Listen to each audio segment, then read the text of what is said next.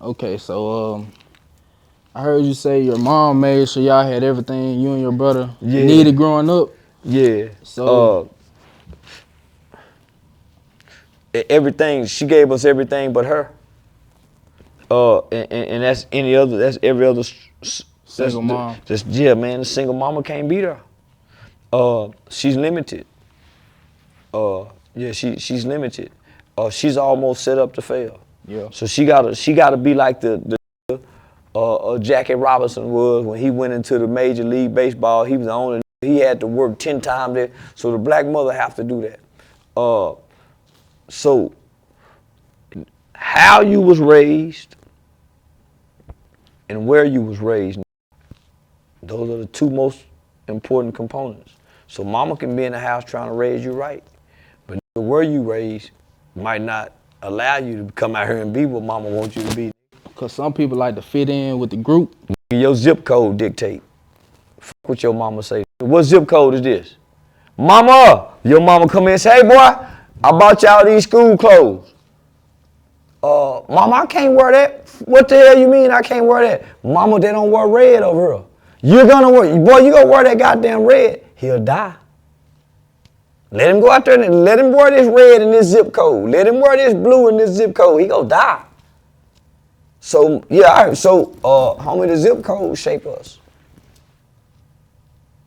Yeah, when you come out of mama's house, yeah, mama got some shit to say, but this zip code got some rules to follow. And everybody, ain't nobody bigger than the program, not even mama rules. So, yeah, homie, so that's the challenge the black mama got. It used to be a time, homie, the black daddy, go back and watch Boys in the Hood, nigga Trey Daddy. It used to be a nigga come out, say, boy, get your ass in this house. Hey, how you doing? And even the gang banging respected him. Cause you know, man, you gotta kill me about these boys. Get your ass in here, boy. Yeah. So yeah, homie. So we always had a homeboy like Trey. The realest part of Boys in the Hood, my nigga, is when Cube and them let Trey out the car, and they still fuck with him the next day. They didn't say, "Oh, bitch, you was scared. Oh, that nigga was scared to slide. Oh, he got out the car." But now most people scared to even say, man, let me out the car. I ain't about that life. Cause most cowards, homie. Most cowards, homie. It's always been. I ain't gonna say a coward, homie. Ain't no more goodness. Ain't no more goodness in people, my nigga. Because the bad is so highlighted. Like you say, you were doing all this good stuff for the community. It wasn't highlighted. Homie, that's why I used to get mad, man. Because I was really trying to do right. I wasn't fucking the hoes in the community. Most niggas go fuck the little mamas. Man, nah. And at the time, I wasn't married. I was a single nigga, homie. I went like 11 months being celibate because I was trying to align properly, homie. I was trying to align with right. The right spirit of life, whether that's God, Allah, Buddha, whatever you want to call that. I was trying to align with that. So as I was trying to align with that, I was trying to define who I was as a man. Away from the hood, away from the homeboys. Okay, I'm over here at mama's house, I'm with my kids. Man, who am I as a man? I ain't got no money. I'm doing bad. I just had a car wreck. So I'm trying to define myself, homie. I ain't got no jewelry. So it's really like a nigga standing bare butt naked before God. What kind of man are you? You move out, so that's where I was in life at that time. So I'm in my early 30s. I'm like 31, 32 at the time. Just hitting over that 30. So I'm trying to align, define, and refine. So what you mean by refine? I'm trying to stick to it. I'm trying to refine all this that I'm trying to do in the name of goodness. Every day I'm trying to refine it, meaning stick to it where I don't go back to my old way. I got a daughter, so I'm trying to get away from calling women bitches and so I'm trying to get away from all that. Pulling my pants up, changing my, so I had to crucify me. That's the old me. And I had to realize the first part, nigga realized he done fucked over his baby mama and every other woman that he done been involved with. That Take was accountability. that was the first step, homie. The damn near every woman that done been involved with, homie, he done caused hurt and pain too. So that was the first step. So whether you get to go back and apologize to them women or not, you look in the mirror, homie, and you do it to your inner man. And that's a shaming process. Cause you want to shame the old you, homie. So you can shed that skin, that old skin. So once you do that, it still be some residue. You right about that, man. Yeah, it still be some residue, man. So the residue is what you fight with. Yeah, the residue is what you fight with when you done. Yeah, so the internet became my outlet. It became my outlet, homie. Because I was starting to become angry. Like most non-profit leaders, sometimes your pastor, even your parents, man, they working hard, they struggling, they making sacrifices, and they feel like you don't appreciate them. They feel like you like, man, mother get mad. Mother, get your ass up. Mother, mama and stuff. Just man, mama get mad at mother. They feel like you don't appreciate this shit, man. So homie, so you start lashing out. Yeah. So that's what I started doing. Because homie, I was making real sacrifices, and I wasn't selling out, and they was coming to me to sell out. I wasn't calling the police on nobody, but I could have been. Nah, homie. So yeah. So I brought that anger to online. But I remember being told, Charleston, if you don't put no business with your passion, you're gonna get burnt out, and you're gonna become frustrated and angry. Plus, I don't know how to ask for no money. Mm-hmm. And I don't know how to charge for what I'm doing. So I had to learn, homie. I had to learn terms. Well, hey, Charleston, how much do you charge to come speak at the high school? Well, I would feel guilty if I said, well, man, I charge $500. Because you want to do it anyway, because that's what you want to do, help the kids. You don't want to charge because, you just speaking, this is what I do anyway. Yeah, so but I need to be charged, but I'm feeling guilty, though. You got bills and real life out here. Yeah, you know so I didn't know how. So this Jewish attorney, she taught me, Charleston, you have to say, tell them an honorarium fee. She taught me how to break down my youth programs. I had youth engagement programs, youth development programs, anti-gang cognitive intervention programs. So I had all kind of curriculums. So she taught me how to break these curriculums down, homie. That's why I don't hate Jewish people. Man, this woman give me so much gain and make me strong. And so what it did, it reminded me of the parallel relationship that the Jews had with black people during the civil rights movement with Dr. King. They played a big part in helping blacks. So, man, she gave me so much gain. She strengthened me to be able to come back from Washington, D.C. and come down here in Texas and be what I am today with the knowledge that I have.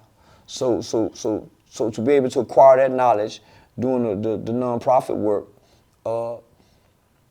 it was overwhelming to come to the internet, homie, because that www, that World Wide Web, and these new social media platforms, homie, you talking about just Facebook got 1 billion, YouTube got what, 3 billion, Instagram, so you talking about all these people, homie, and you have to learn, man, that shit was crazy. So I ain't learned, so I just jump out there and I became a phenomenon. I was breaking all the rules, I was doing everything wrong, I didn't know about pre-records, I didn't know about editing. I didn't know about not playing music. I didn't know about using certain terms. And I ain't know nothing. Right. I'm just, boom. They're going at it, going crazy. They taking your video down, giving you restrictions. And so what I started doing, I started looking around and asking people. And I found out, it broke my heart. Most people don't know shit about the internet. Couldn't nobody teach me, homie. Everybody on the internet every day. Don't nobody know. Ain't nobody making money. Did nobody know how to get to the Google AdSense? So man, I got niggas. So I started saying, man, how the young niggas showing all this goddamn money? They ain't selling that much dope. They was making money off YouTube in 2007, 2008, 2009, 10, 11. So here we come in 12 and 13 and 14, these making money, these kids, because they knew how to make it. Yeah. So here we come along in 2019. I ain't get my first check till 2020. Talking about social media? Yeah. What was it, a Facebook check? YouTube. I was like, it was $300. You still got that channel or they took that channel? They took it. Yeah. And I think that was in, 2021, homie? That might have been 2020. Whenever the pandemic was, that's when I got my first check. 2020? No, 2021. That's when I got my first check, that January. So that January was when I got my first check. It went from $300 in January to May to $16,000 a month. So in a matter of 4 months, homie, I went from making $300 a month from a YouTube to $16,000 a month. My last check was $20,000 before they took my channel. And that was me not knowing nothing. Just upload. Just going live every day. Yeah. Going live every day. And so certain people would give me some game, but nobody black would give me no game. Mm-hmm. That's how it is. Like, do you think black people don't want to help each other once they make it to the top? Nope, they don't.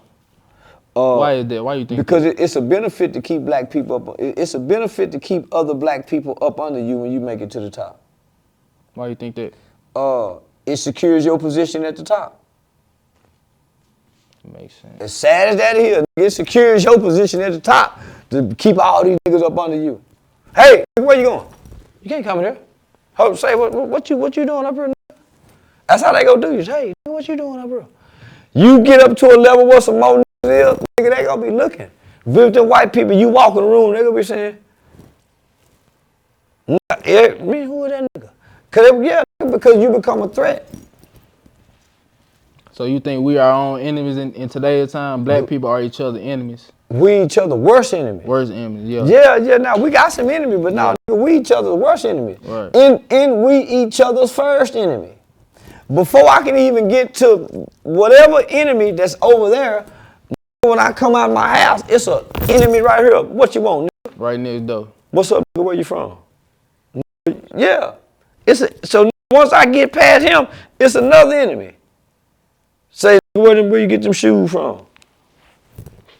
So now, so my initial threat, when I wake up as a black man in this country, is another black man. Mm-hmm. And at this point, I can't sit up in here and say that's by design, because can't nobody design your heart. You're right about that. Nah, can't nobody design your heart. But usually, it's not normal for people to wipe out their own kind. It's normal for us to group up and go against the other race or other group of people. But it's like now, it's so much black people against black people. You know what I'm saying? Well, different people like to say, well, everybody kill each other own kind. You never hear about Jewish people killing Jewish people. Every now and then you get a white person get mad, go shoot up a bunch of white people. But for the most part, no. It's not that we just harming one another. Homie, in the manner in which we doing it. Homie, right. We so hateful toward one another. We ain't just killing each other. We killing each other and then making fun of shaking our dick at your mama. Yeah, we killed your son, bitch. Smoking on your son. It's normal though. It's normal. Homie, we gonna make a video in front of the house. So we doing some wild shit, homie. So I'm saying, homie, that's what's in the heart. That's what's in the heart, homie. But when did that? I'm trying to see when did it first happen? Cause slavery. Well, it happened here. It wasn't like that in the 80s. Yeah. Homie, two niggas used to go around each other and hit me first. Hit me first. You hit me. You hit me. You hit me. Before they fight. Okay, put a stick on the shoulder and knock the stick off. It used to be some rules to some shit. Mm-hmm. Okay, two niggas fight. Boom, boom, get knocked down. Let him get up. Get up. Let him get up. Nah, not no more. Not what? Now. They ain't even fight no more. Man, but before we get to where we're at now, homie, so it was a gradual. It was a gradual process to get here. So that's just outside us playing as friends. Now we come in the house with our cousins and our brothers. How we fighting in? We fighting each other in the house like we ain't cousins and brothers. Stabbing each other, hitting each other in the head with shit, making fun of each other. That's why your daddy, we saying some hurtful shit. My mama didn't allow that in our household. My mama didn't either. Me and my brother used to have to try to fight quietly. What? Get your, and we gonna have to really kiss and make up. Yep. Cousins and everything. Y'all get y'all ass whooped, nigga, cause y'all not gonna fight each other. So y'all go outside this house and y'all go fight out there with somebody else, but y'all ain't gonna fight each other. Y'all gonna learn to sure. That was forced upon us. So me and my brother, my sister, we don't spew venom to each other. If you spew venom to the cousins, that's why your mom on crack. He said, mama, you gonna get your ass whooped. But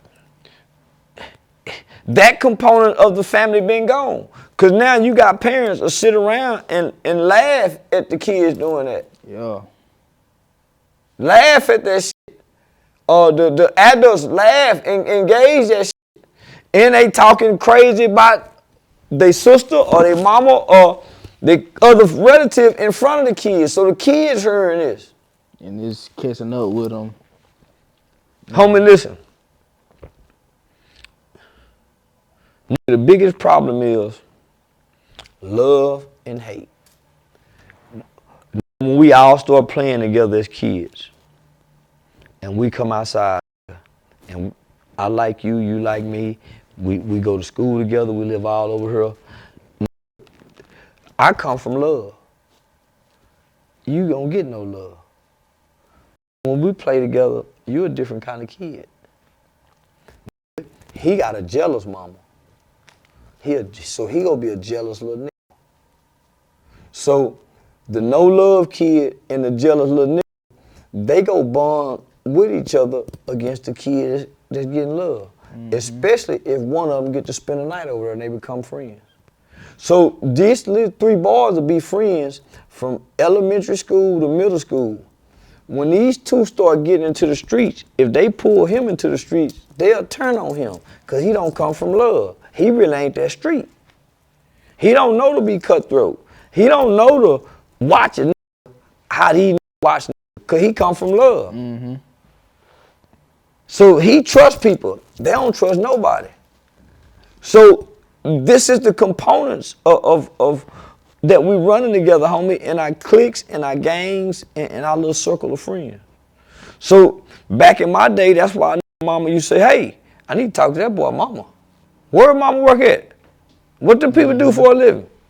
Say, boy, who your mama is? Now, who your people is? That's why back in the day, they used to want to know. Hey, listen, he can't come over here no more. I know who his mama is. So, yeah, no. She is my shit. I remember them days. Yeah, yeah. Yeah. But it's like now, man, why you think most kids now want to gangbang? Do you think it's social media and video games? Coming from a single parent home. That's what it is. Nothing is more attractive than a gang. I came from a single parent home. Did you play sports or football? I played football, basketball. That's what I'm talking about. That was your game. But I've seen people. But was you good? And you were good at it too. Yeah, that was your game. That's where you got your affirmation from. Yeah, hell yeah, woo, woo. That camaraderie. So basically, when people not playing sports no more, they get bored. They just join the game. I know people. Well, homie, listen. You naturally want to be a part of something. Everybody. That's why mom and them go to church. That's why at work they go to happy hour. They find friends, a group. Naturally, you want to be a part of something. Naturally, you want to be accepted by a group of peers somewhere. Whether that's you, the quarterback, the star receiver, the center, it's gonna be a group of y'all.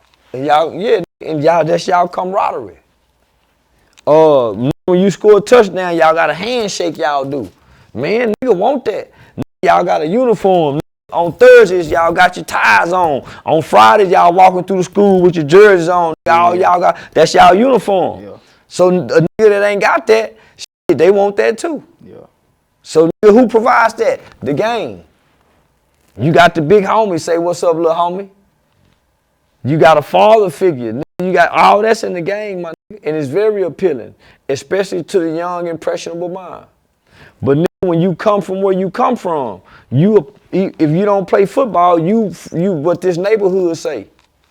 So you start repping the neighborhood, which become the game. So if you don't rep it, you and your little group start making up a name. And y'all give y'allself a name. Yeah. Yeah. Right. Yeah, if it ain't number, I remember it used to be some in them 2000s, when the Pretty Ricky group was out. It used to be some running around here called themselves the Lick 'em Low Lovers. Yeah, man, them was eaters.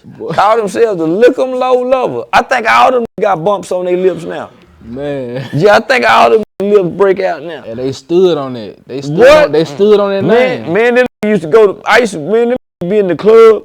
Them niggas used to dance on their head like Usher, upside down, wiggling their hip. You know that Pretty Ricky era was a motherfucker. Yes, it was. Yeah, that Pretty Ricky era was a motherfucker. Them was some freaks, pervert ass nigga. Yeah. Yeah, man. All right, so do you think like us as a people we're comfortable? Are black people comfortable with what we have today, for example? I think we're satisfied. I think we're beyond comfortable, my brother. You know, I think we satisfied with what we got. Yeah, I think we satisfied. I think we beyond comfortable. I think niggas were comfortable in the 80s. I think we satisfied, homie. I think black people don't want no more than what they got right now. They say they want reparations, but they don't really want reparations, because reparations can't be given from the White House. You have to go to the United Nations, man, and make that claims to the world. The White House made two decisions, homie, that satisfy them from having. It stops them from feeling obligated. They got us out of slavery, right? They had in that way, yeah. They had a brutal war because they went against each other behind that. And then the Jim Crow civil rights era. They gave us rights. So they secretly said that we're on our own since then. Don't look to us to help y'all no more. So that's why they give it to other people. We once was an economic power force in this country because we had our own. Once they disrupt that economic power structure, they don't have to do nothing else for us because we became their slaves again. We are completely 100% dependent upon our government, our white bosses, our white farmers. So yeah, no, we satisfied, my brother. That's the worst thing to be is satisfied, man. Yeah. Just to retire with benefits and not pass nothing on to your family. We're satisfied with the education that we get from them. We're satisfied with just being able to read and write, do math, addition. Man, yeah, this is heartbreaking. Yeah, but yeah, homie, we don't desire to have nothing more. I'm fighting, man. I'm fighting. But I tell the people around me all the time, homie, see, one of us will get it, but it's easy to beat me. I'm the only one that got it. So I'm trying to get the people around me, homie, to learn this shit, build this shit. Even I was doing a nonprofit shit, coming to join my nonprofit. You in Houston, you get a nonprofit. You in Waco, you get a nonprofit. You in Austin, you get a nonprofit. And then we come together as individual nonprofits. Now we can go to our government and say, hey, let us get the big grant money, the woo. Now we're good together. You know what I'm saying? And we're not standing alone doing it separately where we're dividing the resources. So we all come up under one umbrella with our individual, we all got different names, but we're all under one doing the same thing. That's a coalition. I tried it. So I just came to the internet. So be the individual stand-up comedian. Yeah. But let me just say this.